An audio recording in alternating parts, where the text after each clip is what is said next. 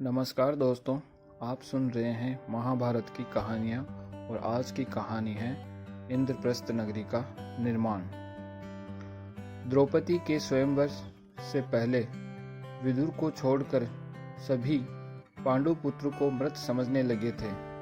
इस कारण धृतराष्ट्र ने शकुनी के कहने पर दुर्योधन को युवराज बना दिया था। द्रौपदी स्वयंवर के तत्पश्चात दुर्योधन आदि को पांडवों के जीवित होने का पता चलता है। द्रौपदी स्वयंवर में अर्जुन विजय का समाचार हस्तिनापुर में सबसे पहले विदुर को मिला। विदुर अत्यंत प्रसन्न होकर महाराज धृतराष्ट्र के पास पहुंचे। भ्राताश्री, हमारा कुरुवंश अब और भी अधिक शक्तिशाली हो गया है। राजा द्रुपद की पुत्री द्रौपदी हमारी बहू बन गई है। विदुर की बात सुनकर महाराज धृतराष्ट्र ने समझा कि उनके पुत्र दुर्योधन ने स्वयंवर जीत लिया है। इसी से वे अत्यधिक प्रसन्न होकर बोल पड़े, विदुर, आज का दिन बड़ा शुभ है। पांचाल राज की बेटी का स्वागत खूब धूमधाम से होना चाहिए। भ्राताश्री, एक प्रसन्नता की बात और है। हमारे पांडु पुत्र और भाभी श्री कुंती जीवित हैं। क्या? धृतराष्ट्र चौंक पड़े। क्या ये सत्य है विदुर? हाँ भ्राताश्री, सत्य हैं। और ये भी सत्य है कि द्रौपदी स्वयंवर में अर्जुन ने द्रौपदी को विजित किया है। वहाँ पांचों भाइयों ने द्रौपदी के साथ विधिवत विवाह किया है और वे देवी कुंती के साथ पांचाल राज के अतिथि हैं।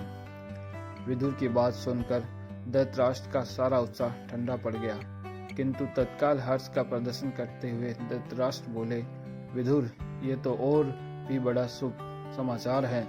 हमारा अहोभाग्य है जो हमारे पांडुपुत्र जीवित हैं और अब पांचाल राज्य की कन्या द्रौपदी हमारी बहू बन गई है। उन्हें यहाँ बुलाने का प्रबंध करो। जी भ्राताश्री। विदुर प्रसन्न मन से वहां से चला गया।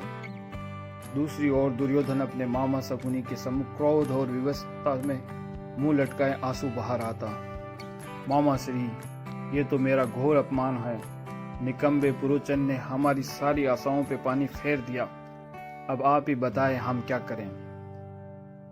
जरा धैर्य रखो दुर्योधन, शकुनी ने कहा।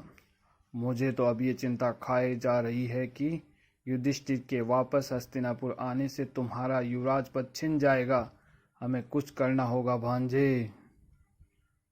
जो करना है जल्दी कीजिए मामाश्री, वरना मैं किसी को मुंह दिखाने लायक नहीं रहूंगा। इससे तो अच्छा होगा कि मैं आत्महत्या ही कर लूं। हाँ भांजे, यही ठीक रहेगा। क्या? दुर्योधन चौंका। भांजे, चौंको मत। तुम इसी समय जीजाश्री महाराज धृतराष्ट्र के पास जाओ और उनसे यही बात कहो। कौन सी बात?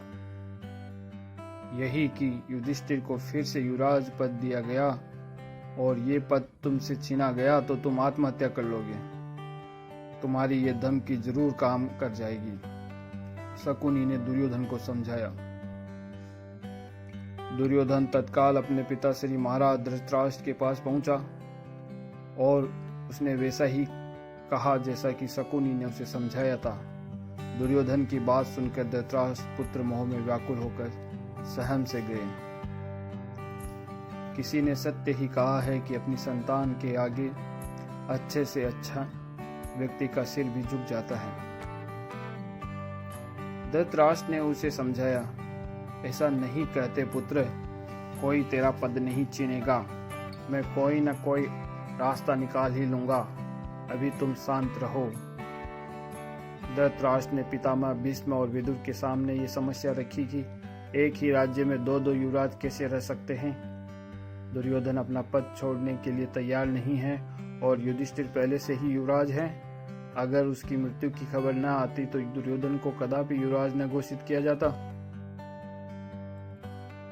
इधर भीष्म काफी देर तक विचार मग्न चुप बैठे रहे। जब उनसे बार बार आग्रह करके पूछा गया तो उन्होंने कहा, पुत्र, अब यही उचित है कि पांडवों को स्नेहपूर्वक हस्तिनापुर साम्राज्य का आधा भाग दे दे। इससे कुरुवंश की मान मर्यादा भी बचेगी और प्रजा भी नाराज नहीं होगी तथा दोनों युवराजों की समस्या भी हल हो जाएगी। भीष्म पितामह की सलाह सबको अच्छी लगी, किसी ने भी उनका विरोध नहीं किया। धृतराष्ट्र ने अपना दूत भेजकर पांचाल देश से पांडवों को बुलवा लिया।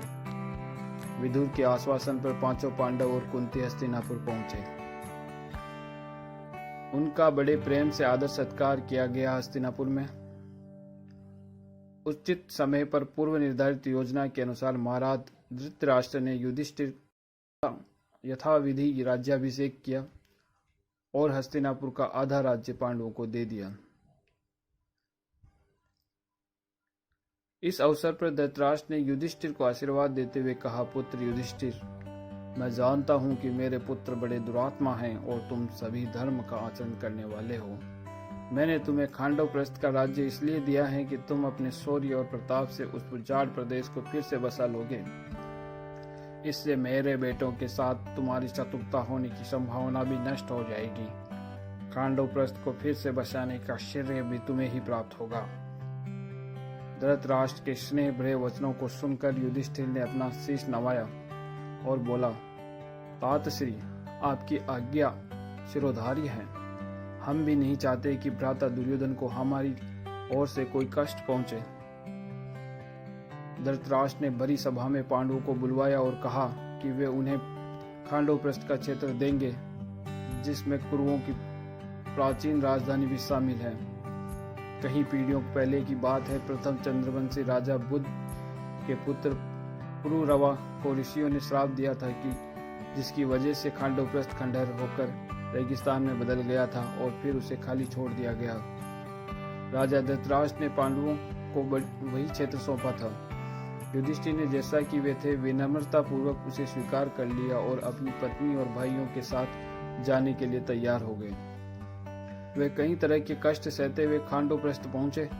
पहुंचने से पहले तक पांडव उत्साहित थे, पर उस जगह को देखते ही उनका दिल डूब गया। भीम गुस्से से पगला गया। उसने गुस्से में कहा, मैं दुर्योधन और उसके भाइयों को जान से मार दूंगा। वे हमें शासन करने के लिए ऐसी जगह कैसे दे सकते हैं।